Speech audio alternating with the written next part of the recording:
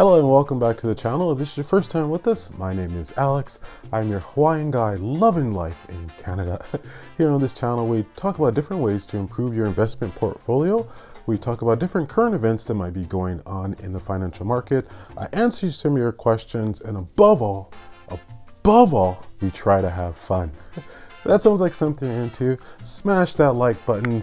Please press that subscribe button so you're notified whenever we have new videos, and hit me with as many comments as you have. That sounds like something you're into? Let's get to it.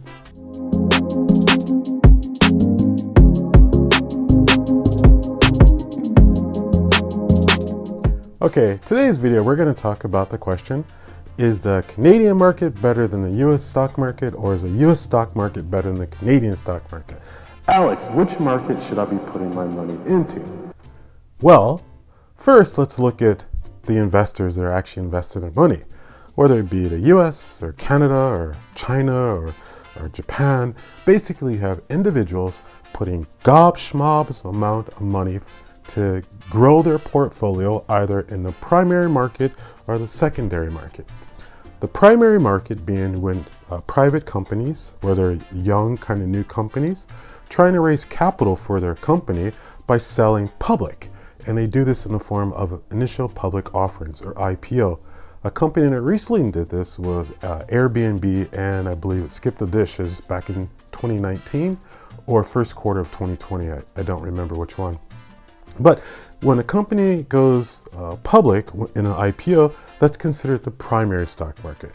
The secondary stock market is what most of you are familiar with, where you're just buying and selling, Wall Street, going crazy, make it rain, baby.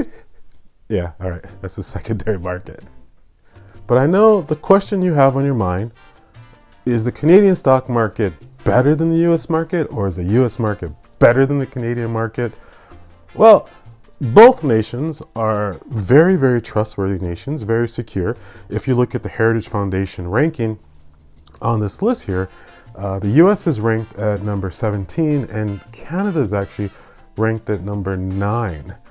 I don't know if that US 17 ranking is because of prior administrations. I'm not sure what's going on there, but still both nations are within the top 20 of trustworthy and secure nations. Let's first look at the Canadian financial market. The TSX Venture Exchange, which is a TSXV, is a venture capital marketing headquartered, I believe, in Calgary with offices in Toronto, Vancouver, and I think maybe Montreal. In total, the trading that does, the companies that are traded in Canada is about, I want to say 3,900, almost about 4,000 companies that are traded within Canada, and about 1,500 are traded on the TSX, and another maybe 2,400 or so are traded on the TSXV. So in total, you have about, I want to say, almost 4,000 companies that are actually actively traded within Canada. So you have quite a few companies and quite a bit of diversity even within Canada. Now let's shoot down to the US market. You have two main entities that you can trade in the market in the US. You have the NASDAQ, which is the, National Association of Security for Dealer Automatic Quotation or something like that. I forget the acronym. I just know NASDAQ. And then you also have the New York Stock Exchange, which is the NYSE. So you have the two down in the US as well. Now, the US, one of the biggest differences is there's quite a bit more companies to choose from. Just within the New York Stock Exchange, I want to say there's about 2,800. And then within the NASDAQ, please correct me if I'm wrong, but I want to say it's about 3,300 companies available for daily trading on the NASDAQ. So if you look at just pure numbers, you have almost, 6,000 companies to trade from, versus in Canada, you only have about 4,000. Another point of difference between the two, both countries are oil exporters, but Canada seems to be a little heavy on the energy sector more than the US counterpart. So the first difference that we have between the Canadian market and US market, there's more companies available, a little bit more diversity available in the US market versus the Canadian market, which focuses heavily on the energy sector. The second difference is the banking system in the two countries, Canada and the US. Let's start with Canada. Canada holds about, I want to say 80 to 85%. If I'm wrong, please hit me with the comments, let me know. They hold about 80 or 85% of their assets within their banking system in 5 banks, about 80 to 85%. And I want to say it was like RBC, which is Royal Bank of Canada, Toronto Dominion Bank, or the TD Bank, or Scotia Bank, CIBC, and I think the last one was maybe Bank of Montreal, which is BMO.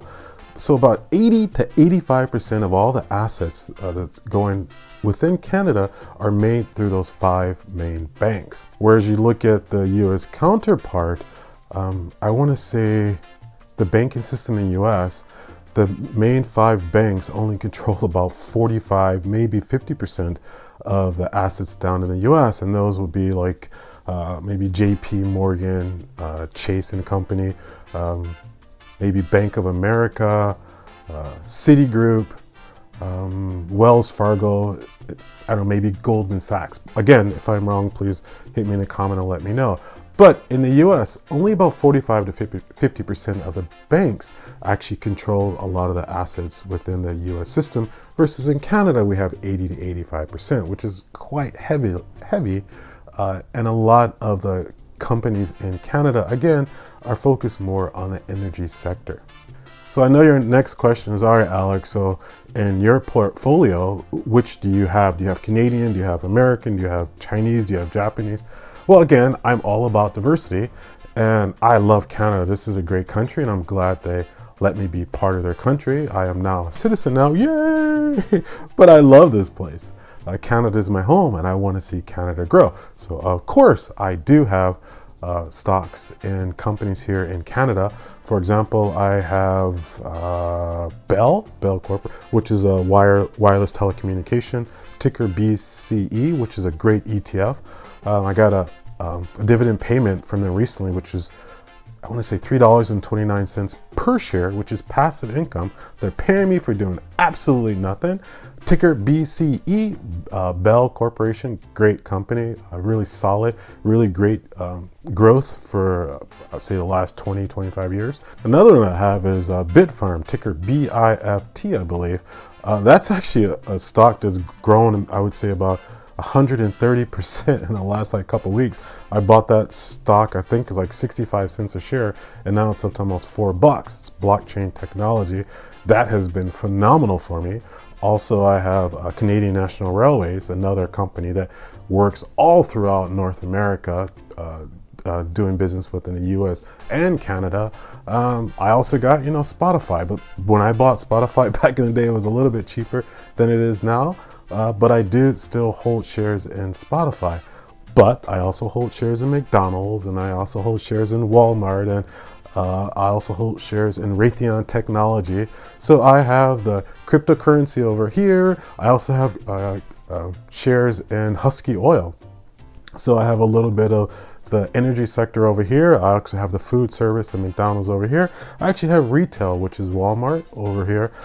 My portfolio is always very diversified, and I try to keep a nice balance. So no matter what happens in the world, I kind of have my bases covered. So I do have shares in America. I do have shares in Canada. I do have shares in Tencent, which is a Chinese company. And I do have shares in Toyota Motor Company, which is a Japanese company.